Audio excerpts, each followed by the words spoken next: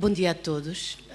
Cabe-me hoje a honra de dar início aos trabalhos, seguindo um dia de excelentes apresentações, reflexões, e nada como isso para comemorar os 50 anos do GIS. Vou ser muito curta nas apresentações, mas não posso deixar de aproveitar este momento para também me juntar à celebração dos 50 anos do GIS, de agradecer os 20 anos que já passei como investigador, onde tive sempre a liberdade de poder questionar a realidade e contribuir para o nosso melhor entendimento dela. É com muita emoção que estou presente hoje e que vejo tanta gente participar deste momento. A primeira oradora vai ser a nossa distinta convidada e com muita alegria que apresento a professora Teresa Pizarro Beleza, que se tem destacado também em mostrar que o direito não é só o direito convencional para manter tudo como está, mas pode ser algo transformador.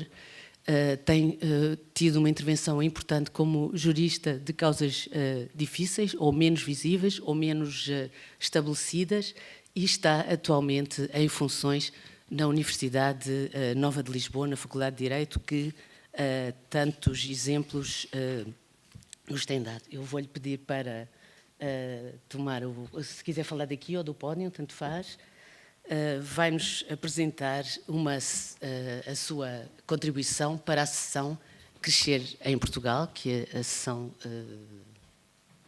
de vários trabalhos de hoje, e a sua Crónica de uma mãe zangada disfarçada de jurista, ou Crónica de uma jurista zangada disfarçada de mãe, vai trazer alguma animação ao nosso debate da manhã.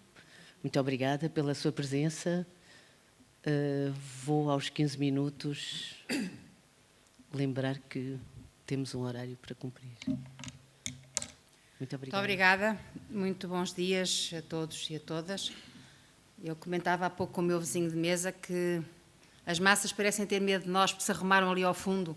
Não fosse nós chamarmos por vós, como acontece nas aulas, não é? Em que os estudantes cuidadosamente se põem em sítios onde eles pensam que a gente não os vê. Não é bem o caso. Bom, eu quando me convidaram, e agradeço o convite para esta sessão, naturalmente pensei que a primeira coisa que ficava apropriada e bem seria dar os meus sinceros parabéns ao GIS/ICS, suponho que será a maneira mais correta de enunciar este voto e, portanto, em primeiro lugar, eu queria trazer-vos da parte da Faculdade de Direito da Universidade Nova de Lisboa, de que tenho a honra neste momento de ser diretora, os meus sinceros parabéns e votos de continuação de bom trabalho e excelente trabalho, como tem sido feito pelo Instituto de Ciências Sociais. Esta bandeira que aparece debaixo do meu endereço de e-mail é apenas um ligeiro toque de nacionalismo que nestes dias que vão correndo acontece. Ora bem, eu, quando me propuseram este mote, Crescer em Portugal, comecei por ficar ligeiramente perplexa, porque sou normalmente vista como jurista, ainda que uma jurista ligeiramente heterodoxa, e, portanto, pensei que talvez, apesar de tudo, eu pudesse tentar fazer alguma reflexão sobre a diferença entre os momentos em que eu fui crescendo e em que o meu filho, que neste momento tem 18 anos, foi crescendo, e nesse sentido, ironicamente, eu uso aqui a expressão observação participante, só para vocês saberem que eu não sou completamente ignorante na área da sociologia, mas podia naturalmente acrescentar aqui que estou a usar metodologias feministas, aliás, métodos feministas, metodologias, é a maneira de se dizer agora, porque todas as palavras em português cresceram, não é? Os acessos viraram acessibilidades, os métodos viraram metodologias, etc. Mas, portanto, eu vou também conscientemente usar métodos feministas de contar a história pessoal, que não são só feministas, mas também são. Mas vocês possivelmente repararão que verdadeiramente a minha filiação metodológica é em Feyerabend. Estou naturalmente a pensar em Against Method.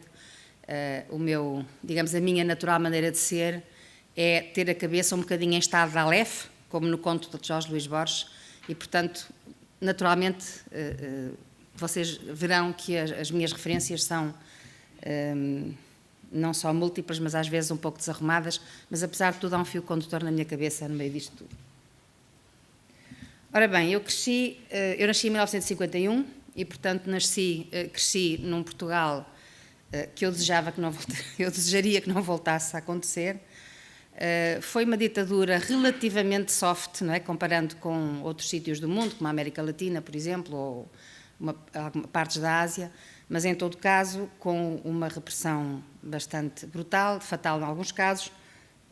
Refiro apenas aqui 2 casos, Humberto Delgado e Dias Coelho, o uso do Tarrafal como sítio para dissidência política, digamos assim, simplificando, em que era evidente a falta de liberdades cívicas. Lembrei-me, claro, daquilo que levou à criação da Amnistia Internacional, que, como julgo que sabem, foi a repressão de uns estudantes que em Lisboa resolveram dar uns vivas à liberdade. Lembro-me, esta experiência é importante que se conte, de que nos finais do regime do Estado Novo era eu finalista de Direito na Universidade de Lisboa, dita clássica, para distinguir não só da técnica, como também na nova hoje em dia, e o Ministério da Educação colocou ex-comandos como vigilantes em algumas faculdades, incluindo a minha, e esses vigilantes eram uns senhores simpáticos que não deixavam as pessoas reunir-se, controlavam as entradas na faculdade, diziam piadas ordinárias às alunas, e este foi, penso eu, o delírio final do Estado Novo em matéria de política de educação. Claro que só depois é que a gente sabe que as coisas vão acontecer, mas isto eram sinais, entre outros, de que qualquer coisa provavelmente não poderia durar muito tempo. Um episódio que me tocou mais de perto foi a morte de Ribeiro Santos, que era meu colega na universidade, e que foi morto pela PIDE em 72, numa reunião na faculdade, nas Económicas, como na altura se dizia. Recordo ainda vivamente a carga policial no Congresso Democrático de Aveiro em 1973, em que, mais uma vez, poderia ter sido evidente que o regime estava a cair, mas essas coisas só se tornam claras depois, mais uma vez. E também vi outras coisas que eu acho que é importante recordar, numa sala não muito diferente desta, no Estúdio 444, que era uma sala de cinema na Avenida Defensores de Chaves. Eu vi a polícia expulsar o compositor Jorge Peixinho porque ele tinha o braço por cima da mulher, quando estava sentado a ver um filme. Eu acho que estes exemplos talvez deem uma pálida imagem do que era viver nessa altura, ter mais ou menos 20 anos nessa altura como eu tinha. E claro, vi muita miséria em Portugal e soube de alguns colegas meus que tinham morrido na guerra em África.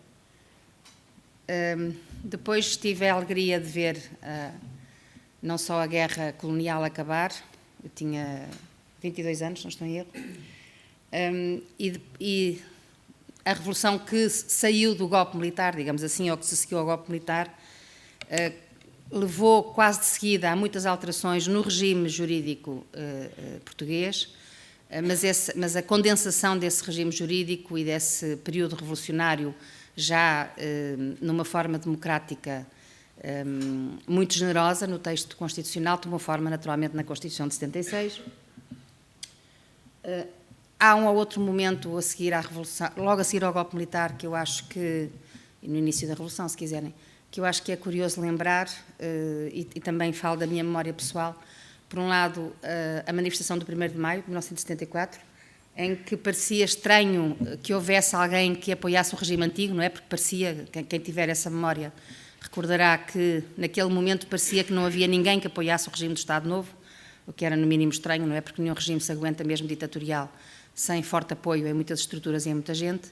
E recordo também a sentença de absolvição das Três Marias, ou seja, a decisão final do processo contra as autoras das novas cartas portuguesas, que ficaram conhecidas também internacionalmente pelas Três Marias e que é editada em maio de 74, em que elas são absolvidas da acusação de atentado à moral pública em mais de não sei quantos crimes. Aqui está a Constituição, e eu peço desculpa, esta imagem não é muito feliz, mas foi a que me apareceu quando eu andava à procura. A Constituição na sua versão originária. Ora, a Constituição de 76, ainda que numa forma, ainda que em formas muito alteradas posteriormente, há grandes revisões, designadamente em 82, que correspondem a uma certa, entre aspas, normalização da estrutura democrática do Estado, designadamente pela devolução aos civis, às forças civis do poder e da sua retirada dos militares, simplificando, mas a Constituição mantém ainda hoje, e tinha certamente na sua origem em 1976, na sua versão originária, ideias-chave que eu aqui escolhi de forma algo aleatória, mas acho que são significativas, a ideia da dignidade humana como fundamentando toda a legitimidade do Estado de Direito, a ideia de igualdade, que é porventura aquela que está a ser mais atropelada naquilo que está a acontecer hoje em dia em Portugal, a liberdade, em parte idem, e depois, nos chamados direitos económicos e sociais, todas as referências notáveis, mesmo depois na forma como algumas foram atenuadas, algumas foram aperfeiçoadas, à infância, à família, à saúde, à educação, e faço aqui apenas uma breve referência à recepção formal da Declaração Universal dos Direitos Humanos como documento interpretativo, digamos assim, do quadro de referência dos direitos fundamentais na Constituição. Algumas leis foram imediatamente revogadas depois de 74, não esperando pela revogação geral do direito contrário aos princípios constitucionais que se está em 76, naturalmente com a Constituição. Eu ponho aqui apenas alguns exemplos, algumas normas do Código Penal, algumas normas de processo penal, que aliás estavam expressamente referenciadas no programa de movimento das Forças Armadas.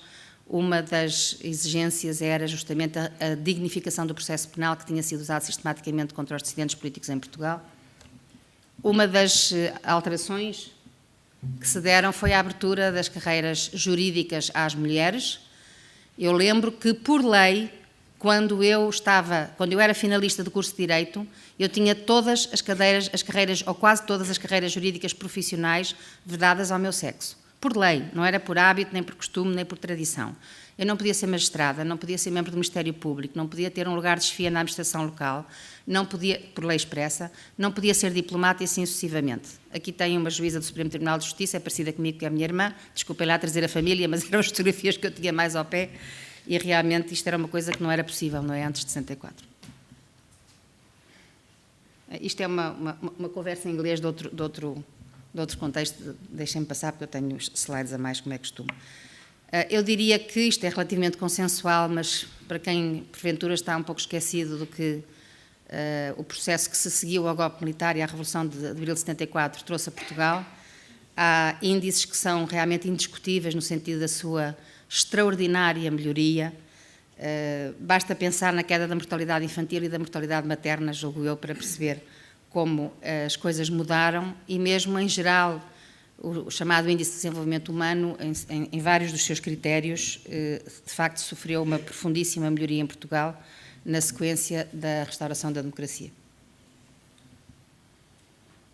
Ora bem, em 1994, lembrei-me que 10 anos depois de 1984, claro que não é da publicação do livro, como é óbvio, mas da imagem de 1984 do Orwell, que nós hoje associamos sempre ao Big Brother, pelas razões mais sinistras, e 20 anos depois da Revolução, eu resolvi ter um filho, para comemorar os 20 anos da Revolução.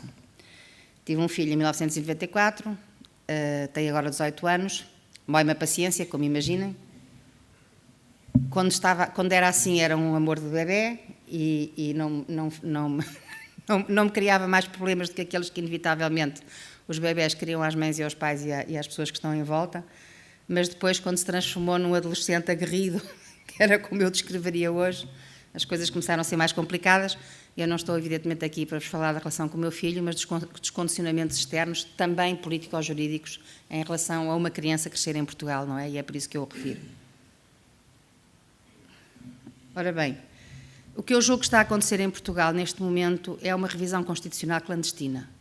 Isto é, a redistribuição do poder e da riqueza, a alteração das regras democráticas na prática, sem se respeitar o processo formal de revisão constitucional na Assembleia da República, em meu entender, significa realmente uma alteração da sociedade portuguesa, o que, olhando como jurista, mas também como cidadã, a propósito. Eu vou começar agora uma guerra e se alguém me quiser acompanhar, agradeço. Eu não quero ter, mas tenho de ter um cartão de cidadão. Eu quero um cartão de cidadã. Isto é, eu não quereria cartão nenhum, não é? Mas tento ter um documento de identificação, declarei nos serviços de identificação que queria um cartão de cidadã. As senhoras olharam para mim, comaram-me de espantado e disseram, não, só temos cartão de cidadão. Eu disse, então quero o livro de reclamações. Aí olharam para mim como se eu fosse da Al-Qaeda ou coisa parecida e eu disse, o governo português tem instruções em todos os seus regimentos sobre legislação e sobre variadas coisas, quanto à linguagem inclusiva, não sexista, etc. O Estado português assinou e ratificou não sei quantas convenções sobre a igualdade de organizações que expressamente recomendam que se use linguagem inclusiva, não sexista, etc. Portanto, eu quero um cartão de cidadã. O que eu quero dizer com isto é que eu irei até Estrasburgo, ao Tribunal Europeu dos Direitos Humanos, ou até ao Luxemburgo, ao Tribunal Europeu de Justiça, ou até Genebra, ao Comitê da CIDO, consoante o processo jurídico que na altura for apropriado, porque eu hei de ter um cartão de cidadã. Se alguém me quiser acompanhar esta guerra, faça favor. Bem, deixemos a espiritualidade. Um dos argumentos habitualmente hoje usados por algumas maneiras de pensar é que Portugal esteve em excesso de bem-estar. Eu acho que as pessoas que dizem isso esquecem realmente como é que as pessoas viviam em Portugal há 40 anos e, em certo sentido, às vezes fazem-me lembrar umas senhoras que, quando eu tinha 20 anos, iam visitar os bairros pobres e diziam: e eles vivem em barracas, são miseráveis, mas até têm televisão. Imaginem, que luxo.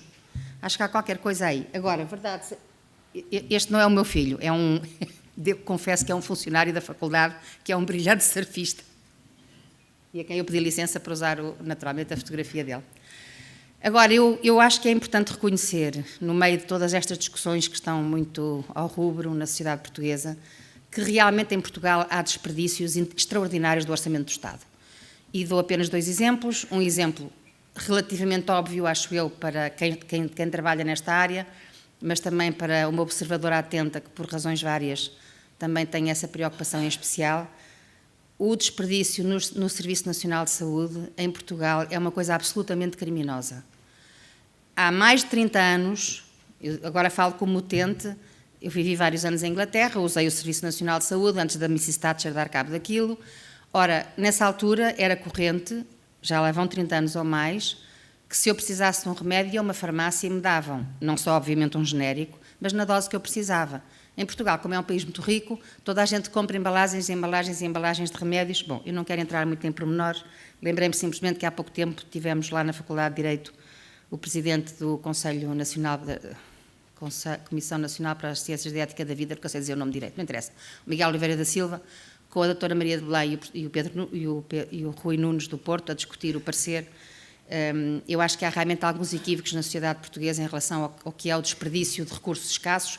O outro exemplo que eu gostaria de invocar é, em meu entender, a Fundação para a Ciência e Tecnologia, a FCT, nas bolsas que concede, porque eu tenho essa experiência direta.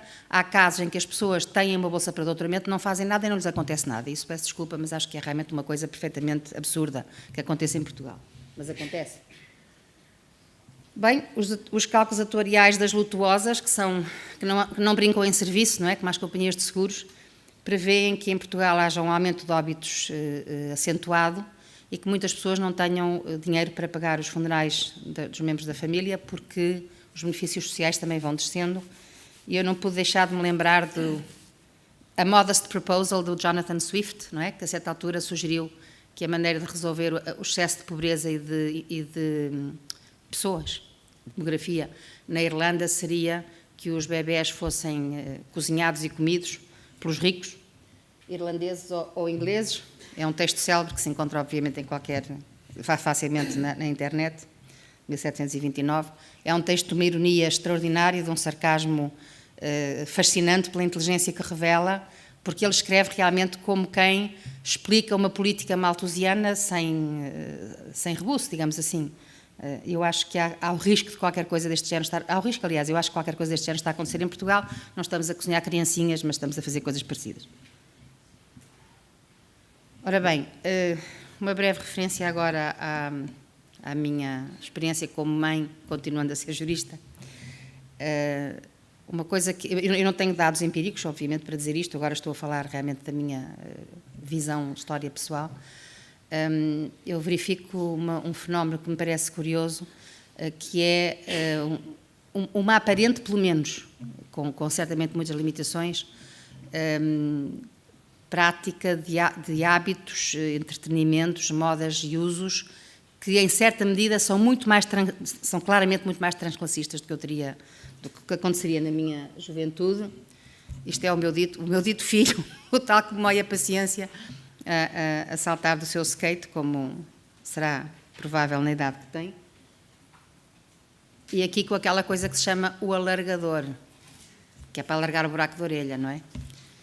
Quando eu lhe perguntei ao filho, mas para que é que queres alargar o buraco da orelha? Eu disse, mãe, tu também tens as orelhas furadas. Eu disse, por acaso tenho, e até as furei numa idade parecida com a tua, porque a minha mãe, que era realmente uma mulher extraordinária, peço desculpa desta referência pessoal, respeitando a liberdade até ao limite das filhas, sendo uma mulher católica, jurista, cartesiana e monárquica, achava que não se furava orelhas às crianças quando nascem, elas quando fossem maiores furariam se quisessem, não é?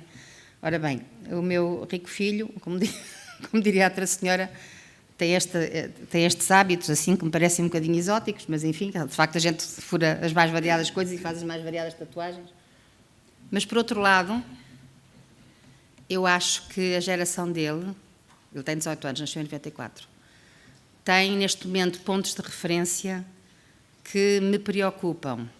Eu não gosto muito de dizer como a doutora Maria Barroso que todos os males vêm da televisão, mas lá que a televisão tem alguns males, isso tem.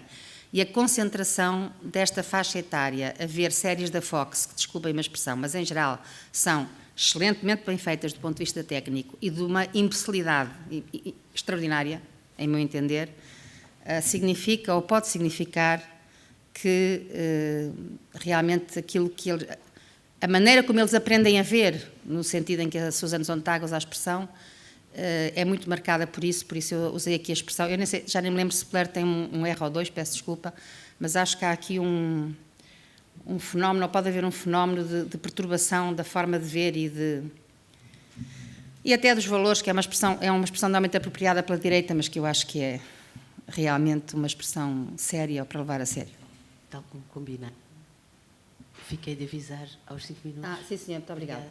Aqui, isto é uma referência para outras coisas. Bom, uma declaração de interesses. Eu não sou crente, fui educada como católica, distingo claramente entre questões de espiritualidade e questões de religião. Acho que é importante dizer isto para fazer sentido a alguma coisa que eu vou dizer a seguir. Uma coisa que me faz muita impressão na atual sociedade portuguesa e na forma como ela tem evoluído e, portanto, na forma como marca os nossos jovens, é uma total ausência de espiritualidade ou formas de espiritualidade que a mim me parecem problemáticas ou discutíveis ou diminuidoras da dignidade humana, que essa parte é que me interessa. Mas, de facto, há fenómenos no nível, já falei há pouco da concentração nos canais da Fox, que me irrita particularmente, mas a publicidade em geral é uma publicidade sexista, racista, homofóbica, tudo que se pode imaginar. De facto, eu acho que é fácil detectar na publicidade em Portugal. Lembro-me apenas de um exemplo que a certa altura eu vi em grandes parangonas na Avenida da República, a propósito de uma marca de cerveja, entre a morena e a loira, elas preferem a ruiva, que é realmente, acho eu, uma tristeza que no ano da graça de 2012, eu não vi o anúncio agora, vi-o há pouco tempo, estas coisas aconteçam. E neste contexto lembrei-me de uma visita que eu fiz com o meu filho, por acaso, a Évora, fomos ver várias coisas e a certa altura fui-lhe mostrar a Capela dos Ossos. A Capela dos Ossos, como possivelmente saberão, foi erguida por 4 franciscanos, se não estou em erro, como uma reflexão sobre a morte. A forma como as pessoas entram e comentam a Capela dos Ossos foi uma coisa que me chocou extraordinariamente, porque parecia que estavam a entrar num filme ou num livro daqueles dos vampiros e da Buffy e do Amanhecer ou do Anoitecer ou do, não sei, aquelas coisas que têm muitos vampiros e às vezes a gente liga à televisão e lá estão uns com os dentes e aquela coisa a correr e as pessoas olham para a Capela dos Ossos como se fosse um fenómeno gótico neste sentido. Já não faz ideia nenhuma do que quer dizer gótica sério, mas tudo bem. Mas realmente há esta falta de capacidade de perceber o que é a reflexão sobre a morte e o que é, e portanto, o lado espiritual da vida, se quiserem. Bom, para terminar, eu tenho aqui 2 ou 3 slides sobre as coisas que eu odeio e que gosto em Portugal, porque isso está associado à ideia de empurrar ou não o meu filho para viver fora de Portugal, é por isso que eu refiro a isto. A desigualdade, logo para começar, não é? Que é uma coisa que se tem, aliás, acentuado em Portugal, isso é fácil de demonstrar com dados empíricos. O desprezo pelas pessoas de idade. Lembrei-me aqui do Jacques Brel, de uma belíssima canção, como eu tenho 60 anos, cresci com o Jacques Brel, não é? Chamada Les Vieux, que é muitíssimo bonita. E a ideia do regresso da caridadezinha também me fez pensar numa outra canção dele, neste momento nem me lembro qual é, mas lembro-me que ele fala nas paroquianas que estão a tricotar as mantinhas para os pobrezinhos e depois ele a certa altura diz cada uma tem os seus pobrezinhos, não é? Eu acho que é uma ideia que possivelmente estará ou que poderá regressar a Portugal se as coisas evoluírem como receio que evoluam. Depois esta ideia do culto da fama e dos famosos, que é uma coisa que me faz imensa confusão.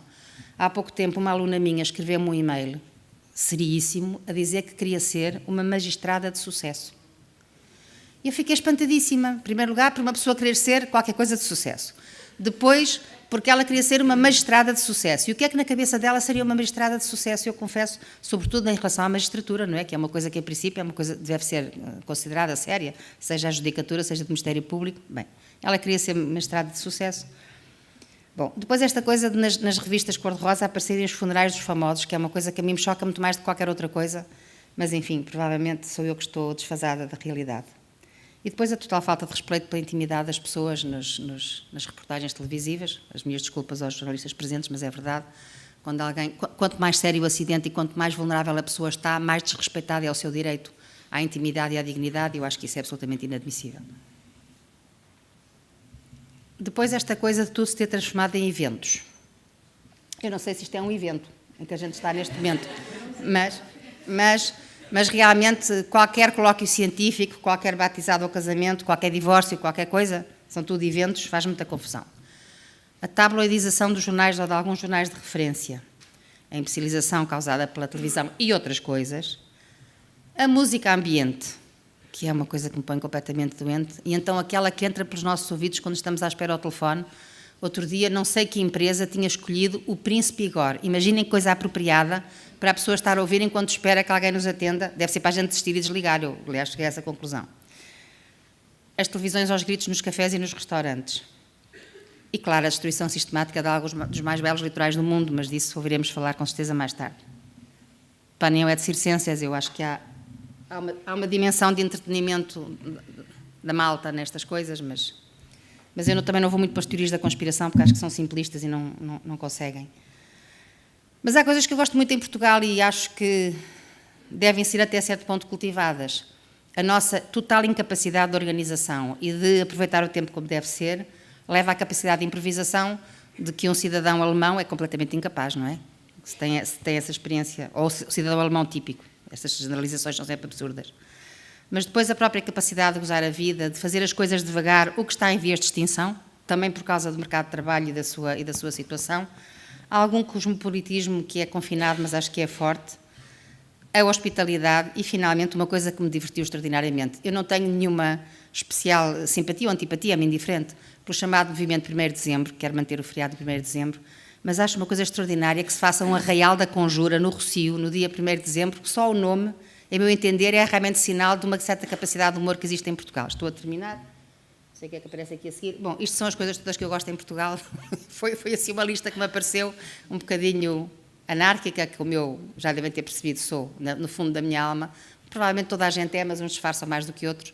Mas há realmente coisas de que eu gosto muito em Portugal e, portanto, eu gostaria não só de que eu própria pudesse continuar a sentir-me bem no meu país, mas também que o meu filho pudesse continuar a crescer num país democrático e que honrasse, entre outras coisas, aquilo que foi preciso para que houvesse o que aconteceu em 74 e nos anos seguintes. Muito obrigada.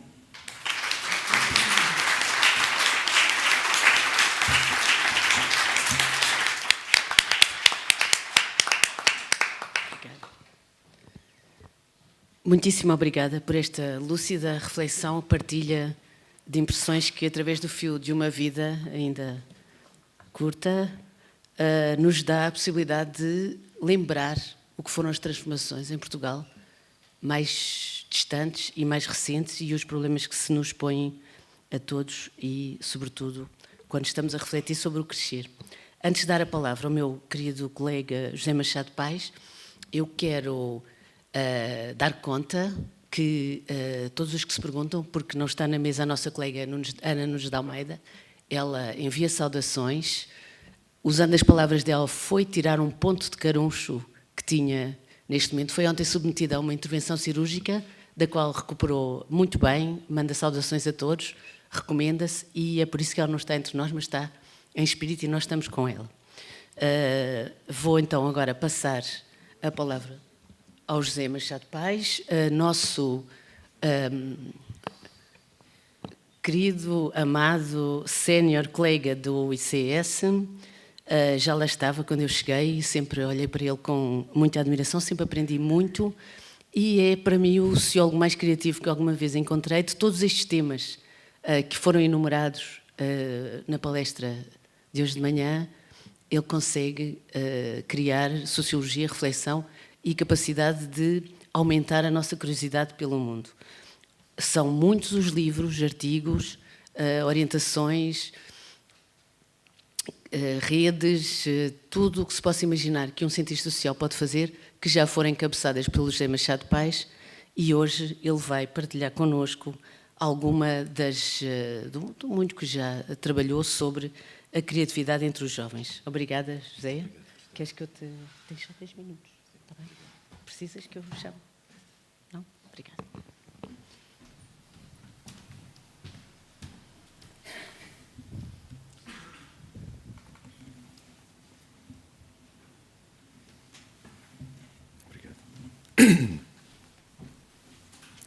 Bom dia.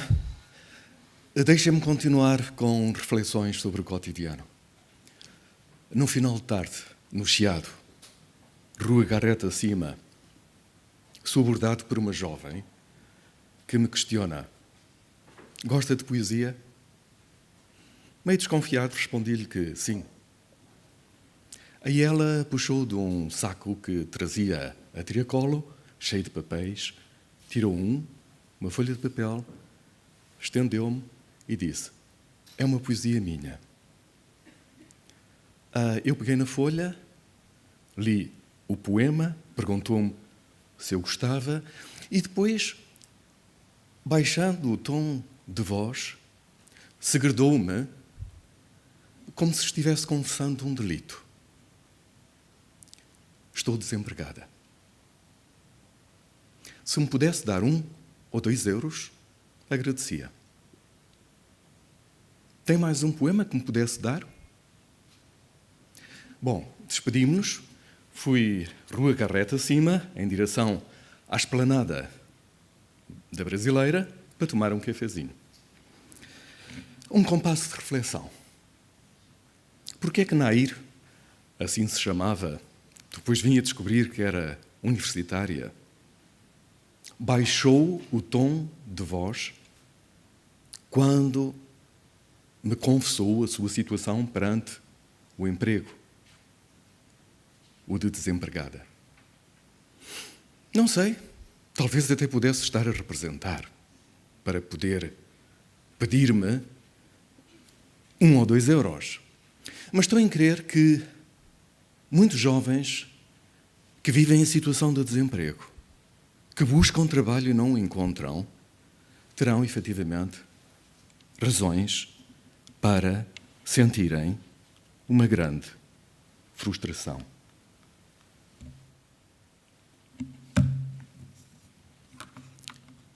Vejam bem, se compararmos as diferentes gerações em função dos níveis de qualificação académica, constatamos que as jovens gerações estão bastante melhor qualificadas do ponto de vista das habilitações académicas do que as gerações predecessoras. E isto acontece mesmo considerando que há uma grande diferença em relação às médias da União Europeia e da OCDE. Luís, ele não... É o do lado, desculpem. Eu estava a carregar no de cima. Isto tanto a nível, portanto, das qualificações dos que terminaram, portanto, o ensino secundário, como a nível do ensino superior. Mas, como sabemos, o desemprego juvenil tem também vindo a crescer. Isto não obstante a percentagem da população jovem no conjunto da população portuguesa ter vindo a decrescer. Há pais que fizeram um forte investimento para que os seus filhos pudessem ter uma melhor conseguida inserção profissional, que se pudessem independizar, mas, na verdade, o que constatam é que os filhos prolongam a sua estadia em casa dos pais, muitos buscam trabalho e não encontram, enfim, vivem numa relação de dependência económica. Creio que muitos desses jovens vivem um sentimento de frustração relativa, para usarmos um conceito do conhecido Ted Gurr, do seu livro I Man Rebel, e que nos aponta uma tensão associada a uma satisfação esperada, mas pela realidade denegada. Há apelos para que os jovens emigrem. Uns correspondem aos apelos, outros resistem. Nós sabemos que a rebeldia faz parte, é panágio, enfim, de muitos dos jovens.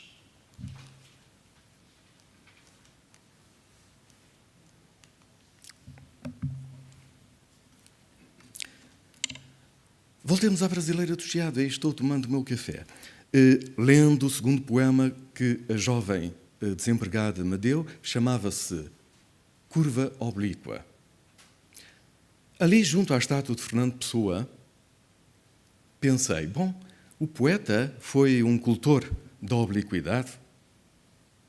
Pensem em Chuva Oblíqua, do Orfeu, Paisagens Oblíquas, do livro do Desassossego, Oblíqua Madrugada, da Ode Marítima. Bom, a obliquidade de Pessoa, de certa maneira, enraiza-se na sua filosofia interseccionista.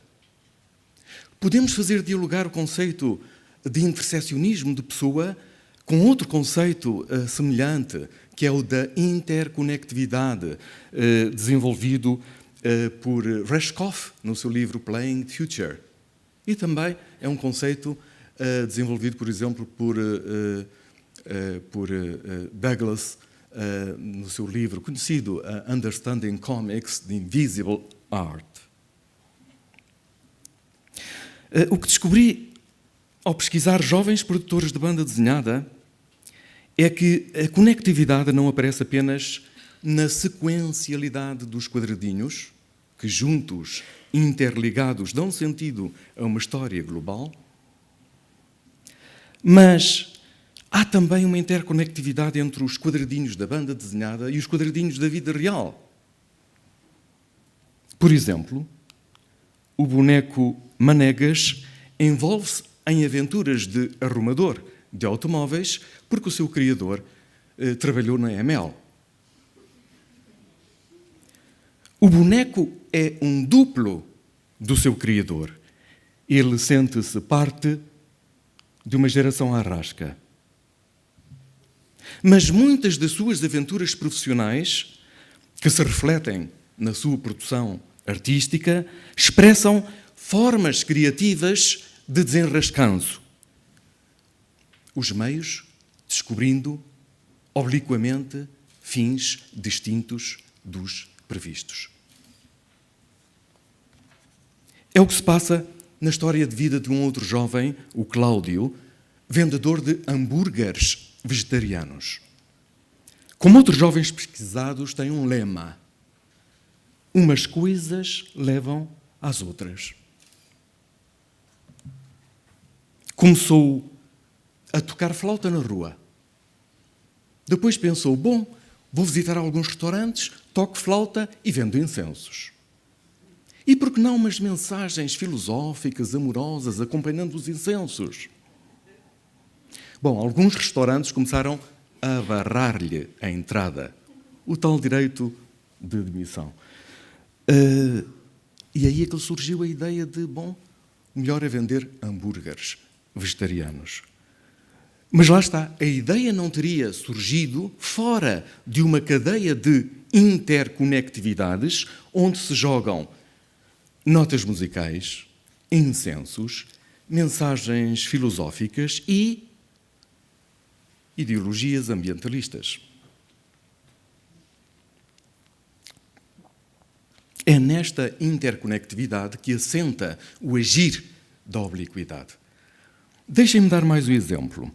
O Scratch, como sabem, é uma das mais acessíveis linguagens de programação. Foi inventada no MIT. Permite a combinação de programas como que se de um jogo de puzzle se tratasse. Mas, na verdade, as suas origens encontram-se nos subúrbios de Nova Iorque, frequentados por jovens ligados ao hip-hop. Conta-se que, quando estavam num churrasco, um jovem deixou cair uma salsicha nos giradiscos. E, com a preocupação de salvar ou a salsicha ou o disco, provocou aquele ruído que agora tem o nome de scratch. Daí que scratch se refere também à improvisação musical baseada no sampling, isto é, na mistura de sons, por efeito da interconectividade, obliquamente. A interconectividade dá-se também ao nível dos valores societais. O que constatamos na base de vários inquéritos aos jovens portugueses é que eles abraçam valores aparentemente antagónicos, valores materialistas e pós-materialistas, hedonistas e espiritualistas, egocêntricos, etnocêntricos, sociocêntricos. Para os jovens de hoje, os direitos sociais mais apelativos são os que obliquamente se expressam num bem-estar individual, como é o caso dos direitos do consumidor ou dos que se centram em questões relacionadas com o género, a sexualidade, os estilos de vida, a qualidade da mesma. Daí que a teoria das ações coletivas tenha vindo a dar uma crescente atenção aos chamados lifestyles movements. A participação dos jovens nas mais recentes manifestações sociais explica-se também por uma capacidade de mobilização assente num agir comunicacional, como diria Habermas. Eles interconectam-se com facilidade, exploram como ninguém as redes sociais. Enfim, por tudo o que disse, e por tudo mais que não disse, talvez Mannheim tenha razão quando há tempos referiu que em tempos de crise os jovens podem desempenhar um papel relevante na revitalização da sociedade. Eles são potencialmente agentes da mudança social. Como é que o conseguem? Através de um agir da obliquidade. Eles desafiam-nos a questionar a realidade muito para além daquilo que nós a pressupomos. Muito obrigado.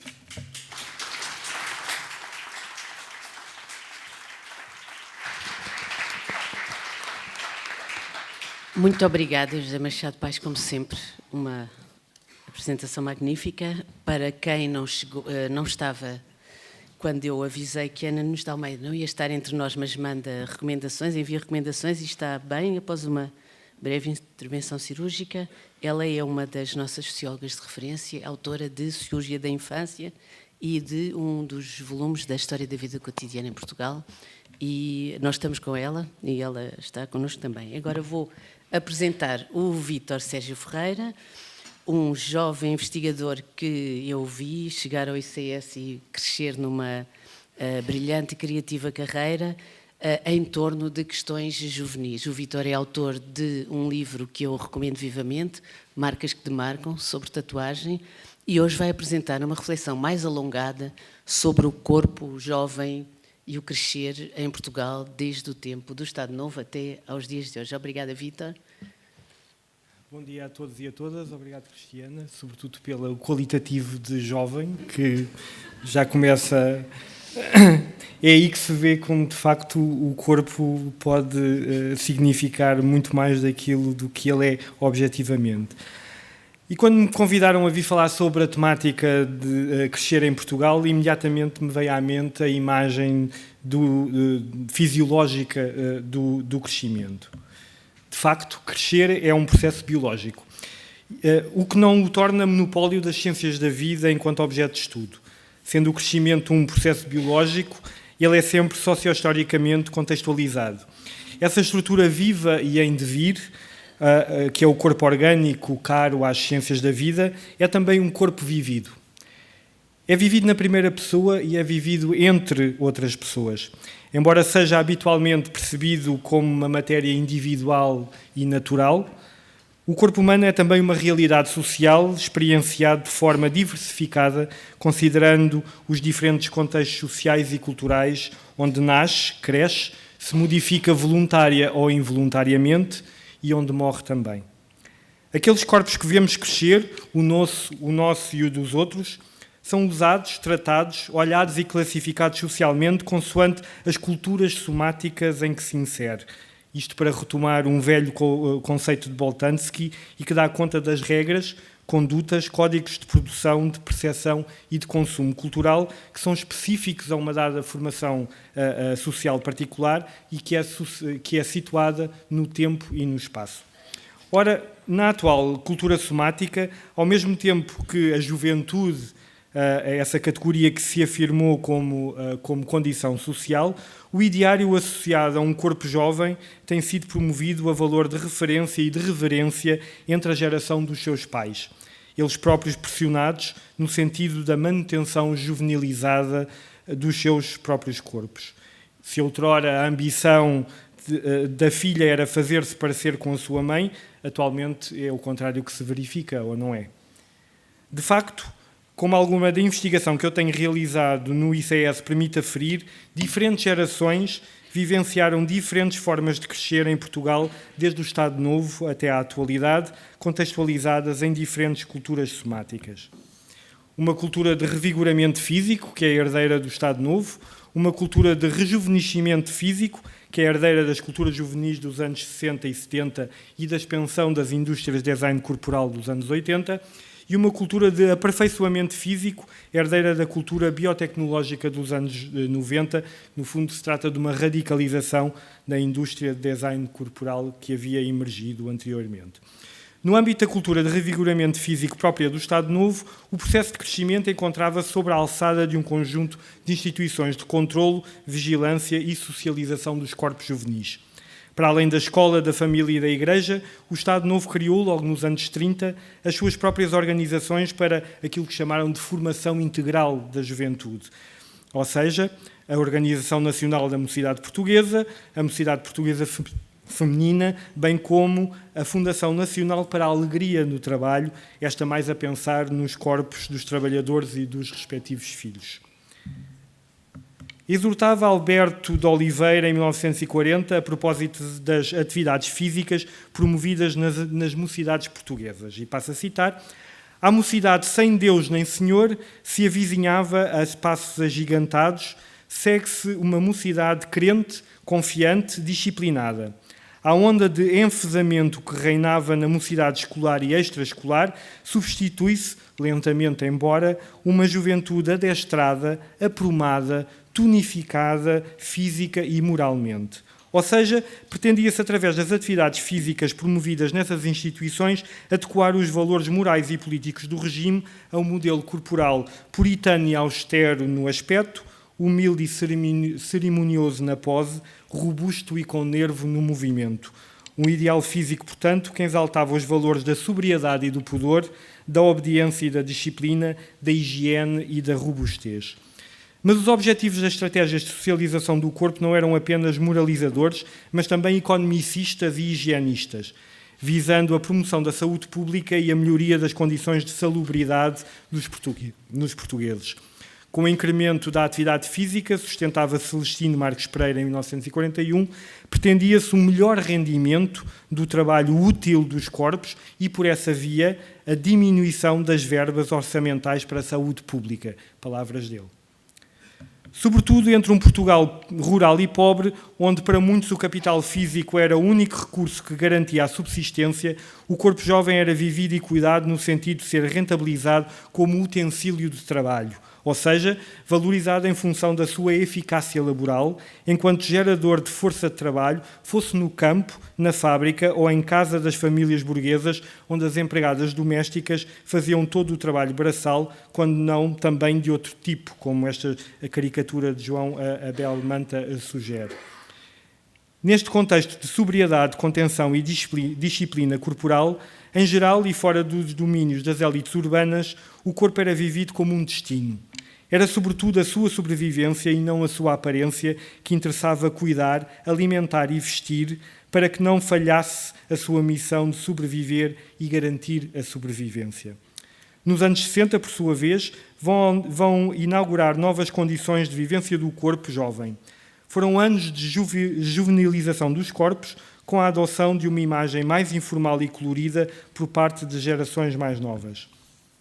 Alguma ousadia e desejo de ruptura das atitudes e cuidados com o corpo foram ganhos entre as camadas juvenis citadinas. Em consequência do prolongamento do tempo passado no sistema de ensino, o período da adolescência estende-se e a juventude começa a emergir enquanto categoria social com expressão pública, com modos e modas específicas. É, aliás, nesta década que a própria ideia de corpo jovem emerge tal como nós a conhecemos atualmente. Isto na medida em que o objetivo das estratégias de socialização corporal passa a ser, sobretudo, a manutenção do corpo, nomeadamente da sua imagem juvenil. As referências dominantes da produção da imagem corporal dos mais jovens já não passavam pela sofisticação adulta das estrelas de cinema dos anos 50, mas pela irreverência dos astros nacionais e internacionais da canção ligeira, do pop e do rock que se ouviam na rádio e que também já se viam nessa altura pela televisão. Esta será uma geração que, no decorrer do seu processo de envelhecimento, hoje em dia, já se preocupa em manter, tanto quanto possível, a sua imagem corporal jovem. Nomeadamente através do uso de técnicas corporais superficiais, como uma roupa apropriada, cosméticos, ginásticas aeróbicas e cuidados com a alimentação, isto entre outras técnicas de rejuvenescimento do corpo. No decorrer dos anos 80, por sua vez, são os valores da originalidade e do estilo a atravessar as produções corporais que demarcaram as novas culturas juvenis que emergem nos espaços urbanos e onde o corpo jovem é investido de uma certa individualidade através da excentricidade. Já estamos numa cultura somática onde o corpo do jovem já não é vivido como um utensílio de trabalho, mas sobretudo como um acessório de expressão de projetos de identidade e de estilo de vida. E onde, para aqueles que vão envelhecendo, a conservação de uma imagem juvenil e o adiamento da expressão corporal do processo de envelhecimento passam a ser preocupações cotidianas cada vez mais partilhadas. O rejuvenescimento é a promessa alimentada por uma indústria da moda e do design corporal que cresce a uma escala muito alargada, fragmentando produtos e clientelas. E se outrora os seus produtos, técnicas e serviços eram restritos a uma elite de afortunados, o sonho de manter o corpo jovem tende a democratizar-se, existindo um elixir da juventude à mão de qualquer um e à medida de cada carteira. Na época, no entanto, essas intervenções estavam ainda bastante reduzidas à modificação da superfície do corpo, ou seja, ao seu exterior. Ora, os jovens de hoje parecem ir mais longe nos seus anseios e expectativas perante o corpo. Mas, mais do que apenas a expressão ou conservação da sua juvenilidade, eles sonham com a perfeição do seu corpo, utilizando para isso toda uma panóplia de produtos, técnicas e tecnologias de correção ou aperfeiçoamento das suas formas ou funções, da experimentação das suas fronteiras ou da ampliação das suas capacidades e sentidos. O objetivo das estratégias de produção e modificação corporal de muitos destes jovens é a intervenção no sentido de um modelo de perfectibilidade. É um modelo construído por uma sofisticada e extensiva indústria de engenharia corporal e genética em cumplicidade com canais mediáticos especializados.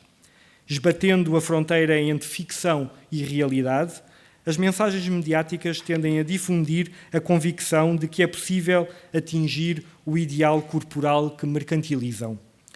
Ao mesmo tempo, tornam os jovens mais conscientes da sua aparência externa, confrontando-os com os ícones que conformam e informam ideais de perfeição física, esses corpos de sonho que saem do reino da exceção e que invadem a vida cotidiana.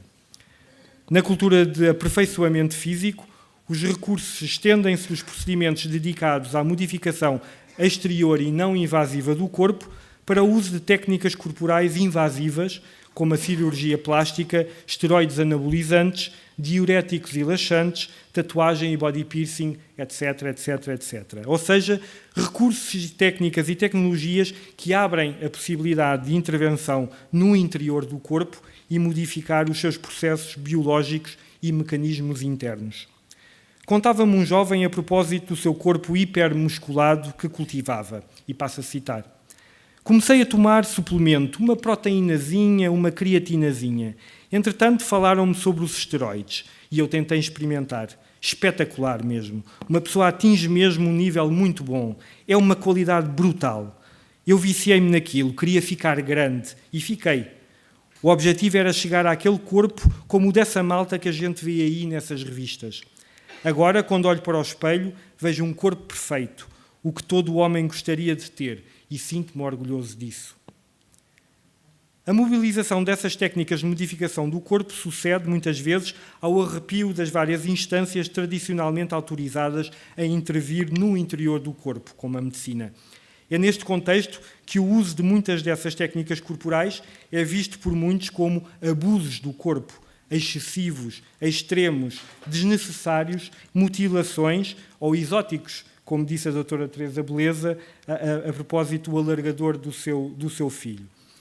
Usos realizados em nome de motivações estéticas supostamente superficiais e fúteis. No entanto, quando adornam a sua pele com tatuagens ou body piercing, tomam anabolizantes ou diuréticos para modificar a sua silhueta, só para dar alguns dos exemplos que estudei, mesmo que incorram em riscos, os jovens fazem-nos convictos de que estão no pleno exercício de um direito fundamental, um usufruto de um património, de um capital que entendem como a sua propriedade privada e sobre a qual entendem ter plena autoridade. Nesta perspectiva, os sentidos dados aos usos dessas técnicas não são de ordem meramente estética, mas também emancipatória. São usos e abusos do corpo que vêm muitas vezes no sentido de desafiar ordens e poderes estabelecidos, como os pais, as escolas, o próprio mercado de trabalho.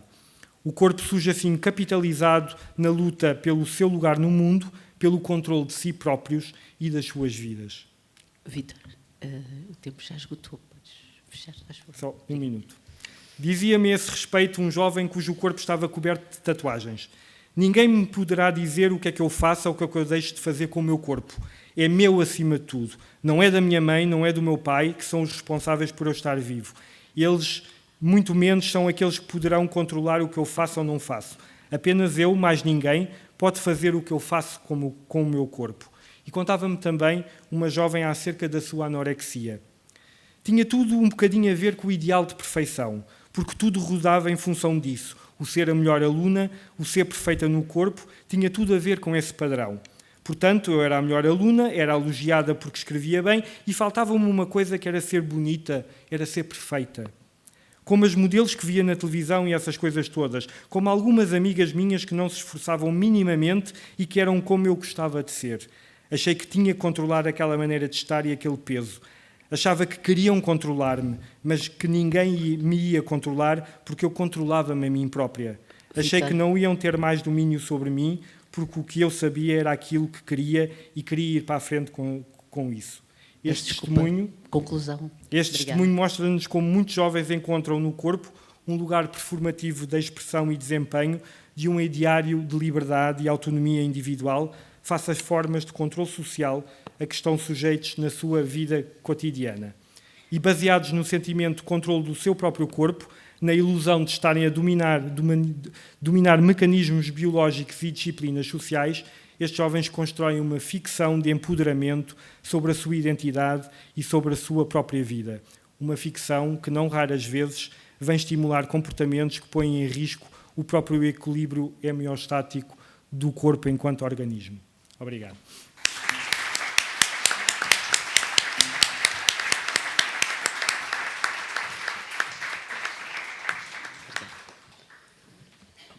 Obrigada, Vítor. Desculpa este papel de cortar a palavra.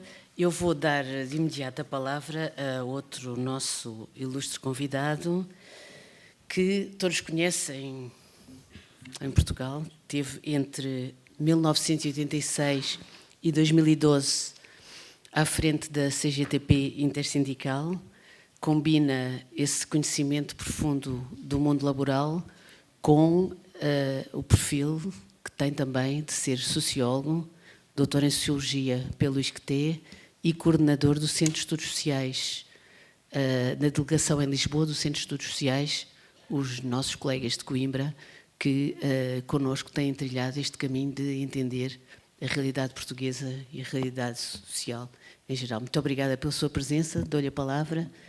Obrigada. Muito obrigado. Quero cumprimentar todas e todos os presentes, saudando-vos, em particular ao GIS e Instituto de Ciências Sociais, um grande parabéns. Agradecer ao professor Jorge Vala o convite que me dirigiu e quero saudá-lo. E também quero desde já confessar que num telefonema tivemos uma pequena troca de impressões e enunciei um conjunto de conceitos que me levou a desenvolver este trabalho. Aproveito também a oportunidade, ao saudar-vos, para saudar todos aqueles que trabalham na investigação, os investigadores e os centros. Os tempos são muito difíceis e é preciso muito espírito de sacrifício, muito amor à causa para não desistir do país, e é preciso não desistir do país, e é preciso vencer medos, e a investigação ajuda muito a que se possam vencer os medos atuais. E posto isto, passemos então... Isto não anda? À apresentação que aqui vos trago de algumas ideias. A primeira, uma ideia mais ou menos geral, né, que a escola e a família são as mais importantes instituições de produção social e de produção de conhecimento, indispensáveis aos processos de socialização, de mudança e de transformação social. E normalmente identificamos 3 grandes objetivos que eu julgo que têm que estar presentes na escola. Aprendizagens para formar seres humanos plenos, valores e competências para a cidadania e competências e valores para o trabalho. E também reconhecemos a escola, e em particular a escola pública em democracia, como importante alavanca para a mobilidade social. Entretanto, gostava de deixar aqui observações sobre contradições quanto às expectativas que os indivíduos, os governos, poder político e governações e os empresários colocam em relação à escola. Em relação aos indivíduos, em geral, os alunos, os pais, o que é que esperam? Esperam que a escola cumpra os objetivos que atrás enunciei, que seja espaço de presença, ocupação útil na infância e na juventude, e às vezes há excesso de expectativas nesta dimensão, ou até amputação da dimensão, que seja espaço de formação e qualificação ao longo da vida, e gostava de colocar em relevo esta última ideia, que tem, do meu ponto de vista, tem existido grande expectativa, talvez excesso de expectativa, nas capacidades da escola preparar para o trabalho. Durante muitos anos era quase vencedora a ideia de que a escola é capaz de preparar indivíduos, homens e mulheres, para saltitarem de emprego em emprego e serem capazes de entrar em cada um a produzirem a 100 e qualquer coisa por cento. Isto é uma aberração. A escola não substitui a formação em espaço de trabalho e tem que se articular também, e aliás, até em certos patamares, ser parte dessa formação e complementaridade dessa formação em espaço de trabalho. Em relação às expectativas dos governos, também é fácil detectarmos algumas contradições complicadas hoje. Programaticamente, o poder político, os governos afirmam os objetivos que comecei por enunciar, que a escola deve ter, de formar cidadãos, de formar seres humanos plenos, de formar trabalhadores, ou preparar para o trabalho.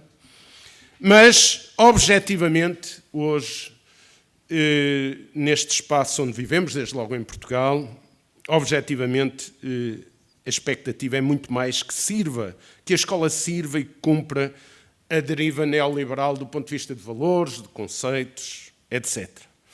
Uns de forma direta, outros por inevitabilidade, mas vão receitando isto.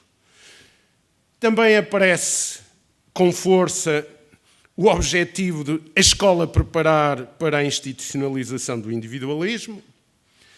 Também aparece o objetivo de que a escola reduza, ou a ocupação na formação reduzam o desemprego jovem. Está muito presente em todos os níveis, mas quando se chega às universidades, então é claro ver ondas de mensagem que são de preparação e formatação para um mercado de trabalho precário. E é verdade que há, da parte dos governos, também continua a haver expectativas de que a escola forneça formação e qualificação para o percurso de vida. Em relação às expectativas dos empresários, o que é que temos como realce? Respostas às necessidades de trabalho de profissões de hoje, em regra de ontem, porque a capacidade de análise dessas coisas, salvo raras e muito boas exceções, é muito imediatista e, portanto, leva a um desfazamento. Portanto, há a insuficiência de objetivos de médio e de longo prazo, numa economia dominada pela financeirização. E a escola, e desde logo as universidades e também os espaços de investigação, para serem capazes de formar, têm de estabelecer cooperação e parcerias nesta sociedade capitalista em que vivemos, mas não podem ficar prisioneiros delas. Se não têm um espaço de definição dos seus objetivos, das suas prioridades, é muito limitador. Os empresários esperam que a escola prepare para a produtividade e a competitividade, conceitos que usam entre aspas por razões óbvias, porque são daqueles que hoje temos mais manipulados, e esperam também a inculcação do empreendedorismo e da disponibilidade de descartar direitos.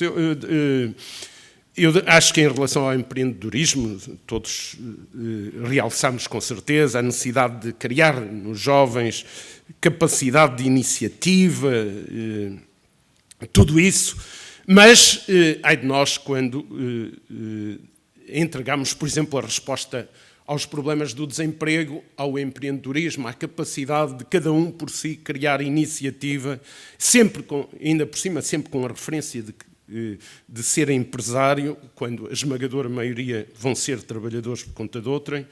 Ou seja, a iniciativa individual só é bem sucedida se os projetos coletivos existirem e neles estiverem respostas que enquadrem a iniciativa individual.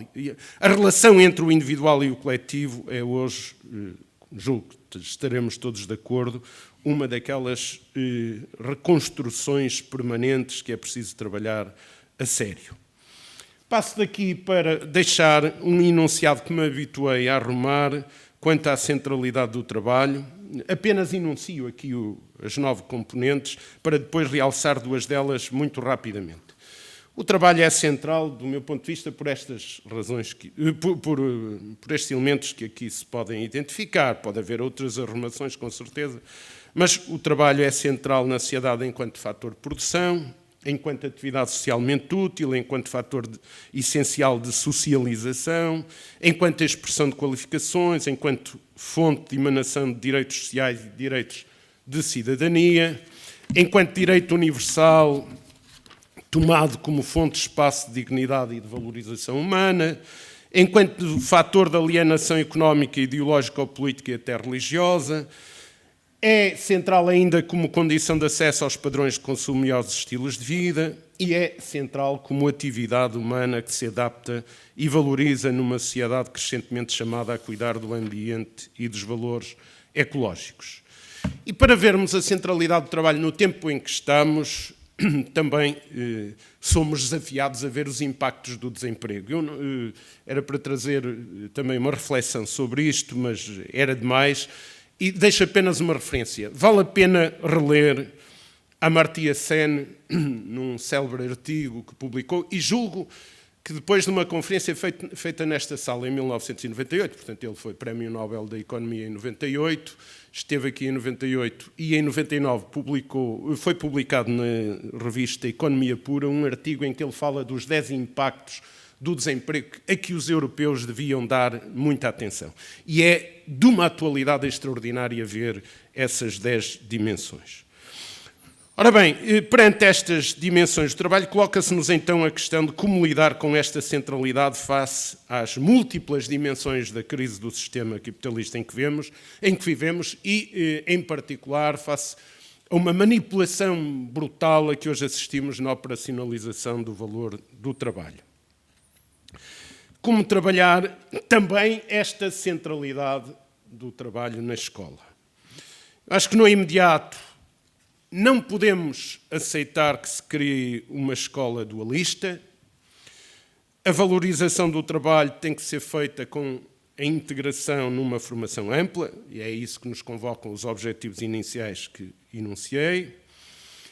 E vivemos até um tempo em que se convoca aí o argumento do modelo dualista alemão, não é? É curioso o desfazamento até da análise do ponto de vista histórico.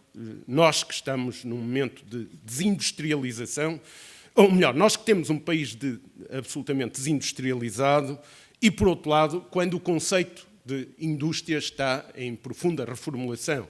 E hoje se impõe, não é que desapareça, mas tem outras incorporações, e hoje se impõe analisar o que é a produção de bens e serviços úteis ao desenvolvimento humano e voltar a formação muito para isto e para o combate ao retrocesso social e civilizacional que temos. Rapidamente, porque o tempo já está a escassear, queria deixar-vos, e apenas telegraficamente, uma observação sobre um aspecto que é muito atual. O trabalho e as relações de trabalho têm, concomitantemente, dimensões económicas, sociais, culturais e políticas. A ideia de que é possível estabelecer equilíbrios no trabalho e nas relações de trabalho, debaixo de paradigmas da economia, ainda por cima, numa perspectiva neoliberal, é desastrosa. E depois a dimensão cultural. Cada empresa, cada serviço, cada setor tem dimensões próprias de cultura. E queria ainda chamar a atenção, a propósito disto, deixar uma outra referência. Nós chegamos ao limite. Na apresentação da última revisão das leis de trabalho, o ministro responsável, que fez a apresentação na Assembleia da República, vale a pena consultar o discurso, porque é um tratado de asneira monumental, chega ao ponto de dizer que se vai reforçar, e estou a citar de memória, mas é à volta disto, vai reforçar-se os direitos dos trabalhadores, porque se vão passar da dimensão coletiva para a dimensão individual. Até não conhecer nem a história do trabalho, nem do direito de trabalho, do direito de trabalho em particular e da Organização Internacional do Trabalho e dos seus fundamentos. E queria colocar em relevo que os mercados de trabalho, que hoje com que lidamos, que são nacionais, europeus, mundiais, desafiam inevitavelmente a mais universalismo, mais multilateralidade, mais multiculturalidade e, na escola e no trabalho, uma questão que a doutora Teresa Beleza já aqui nos trouxe e que é central, que é o tema da igualdade. Depois, telegraficamente, lembrar-vos o trabalho. Estes dois slides são o desenvolvimento de dois dos 9 tópicos que eu atribuo à centralidade do trabalho.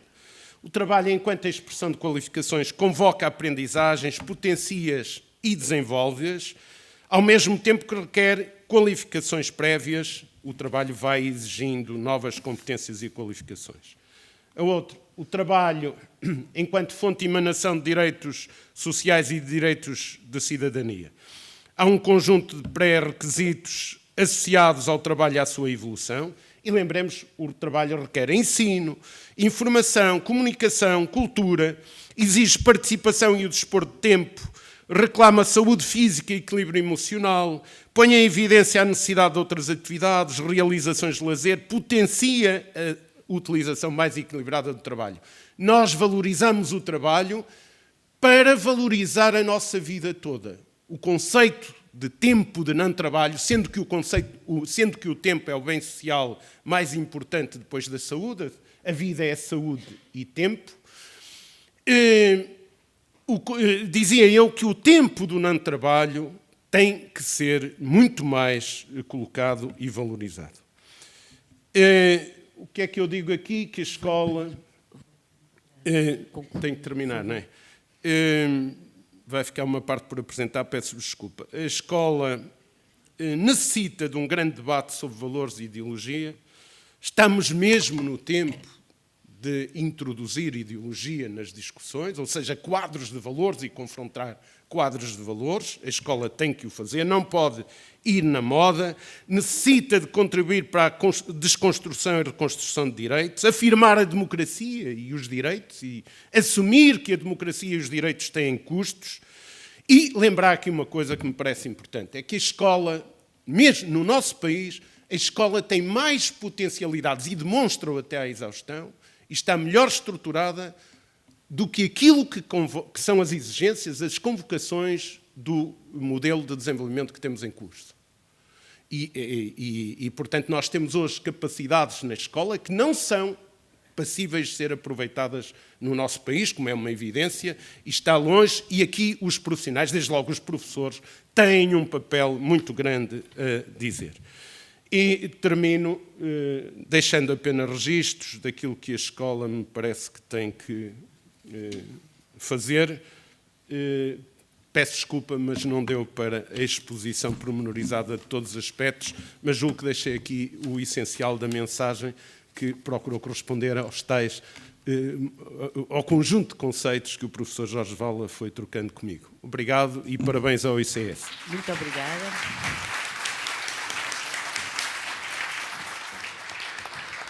Muito obrigada. O público pode sempre ler o seu livro Vencer o Medo para consulta de mais ideias deste conjunto muito estimulante. Eu vou de imediato dar início ao debate e vou fazer as seguintes sugestões. Levantem muito bem o braço para serem visíveis, façam perguntas muito concisas e perguntas. Eu peço que os comentários fiquem para outra ocasião e eu vou recolher 2 ou 3 perguntas de cada vez para passar à mesa. Bem, podem fazer pequenos comentários também, eu acho que inibia.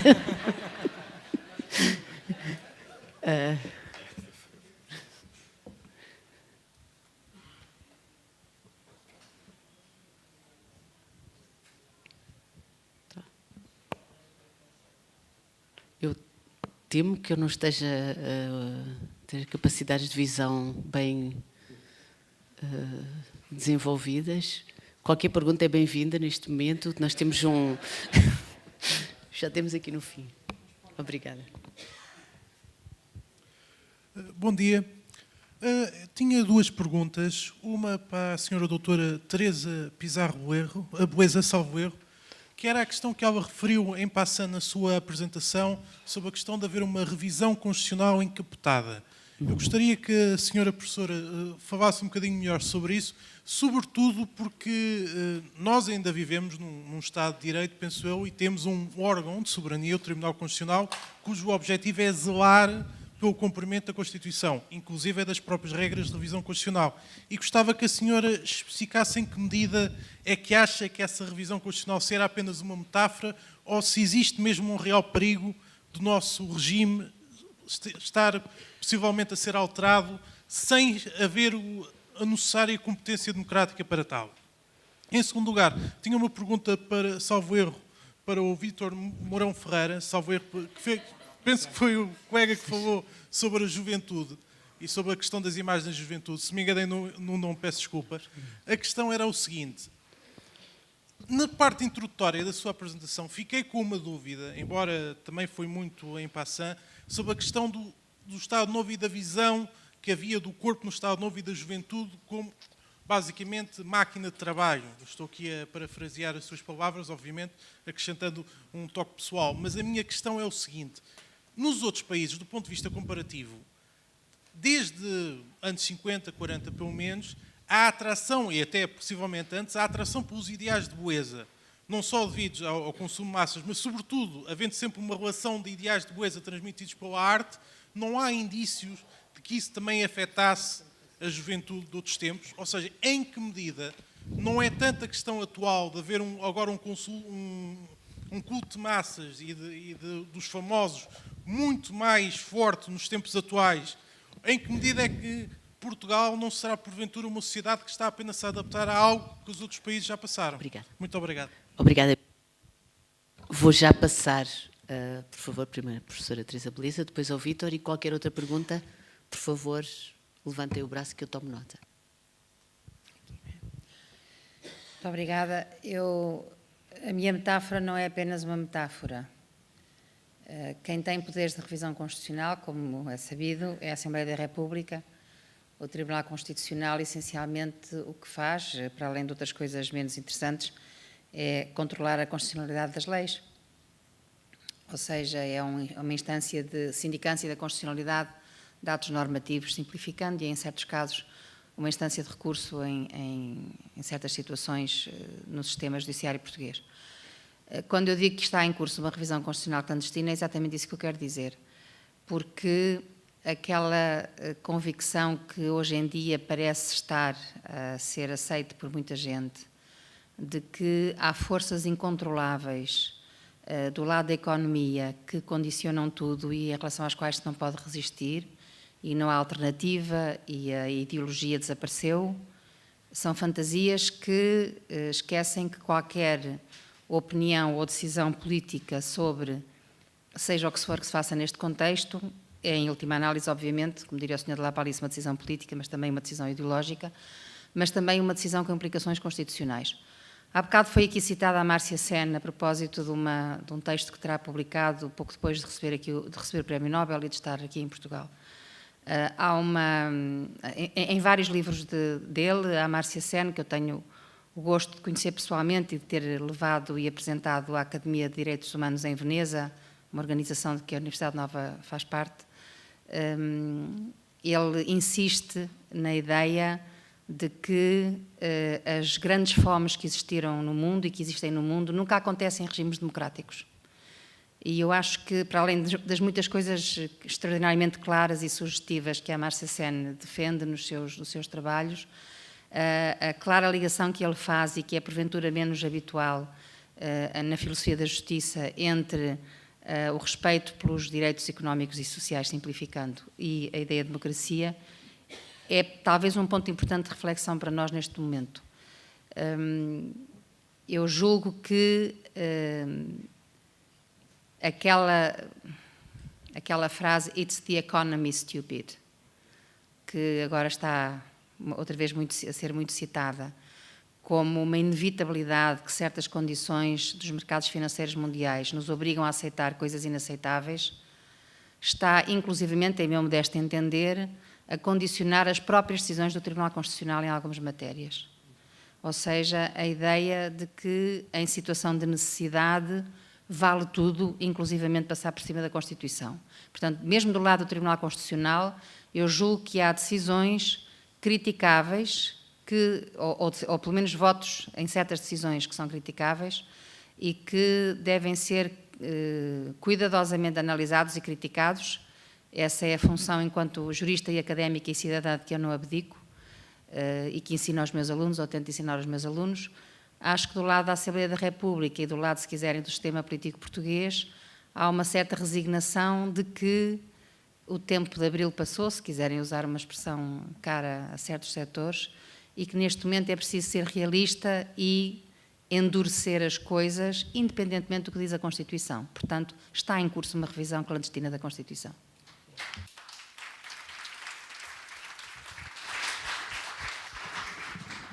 Muito obrigada. Vítor, muito breve, temos que encerrar a sessão. Sim. Obrigado pela pergunta. Claro que haviam ideais de beleza, e não era isso que eu poria em causa.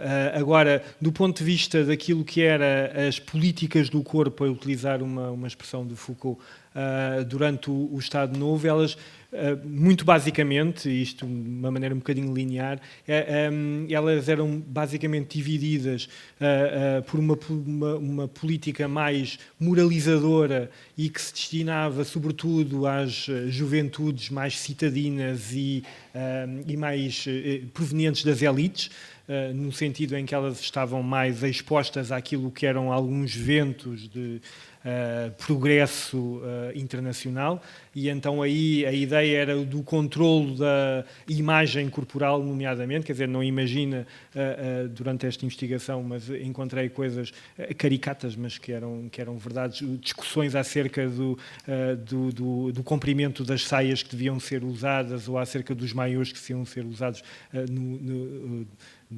em aulas de ginástica, por exemplo, e havia, de facto, também, e era aí que era sobretudo, havia algum investimento feito na questão de políticas que fomentassem um corpo como utensílio de trabalho para os jovens que viviam